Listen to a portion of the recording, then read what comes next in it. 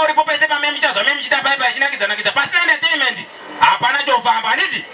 Asika na chiri tose una hizo zoenda sisi zofamba wakachongwa no bakwa repeaters. Repeaters basi rokwaza kutakura eva mu Harare kwenda mu Cape Town. Kufanele mu Harare kwenda Bulawayo. Kuva mu Harare kwenda kwa Mtoko kwa Mtara mosiwa. Zakare tina lako siruzi. Bako siruzi baruti panezo chama za muno wada kubatirwa. Uza makanzela. Makanzela ni mwifutu msaka haya bako siruzi waya. Bano milanemi. Moziwa. Muzango linga wakwande woga man. Mune wamono no milanemi man. Moziwa. Asimarane rachi.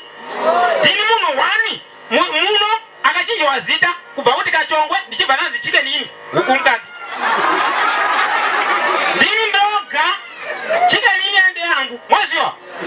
Chike nini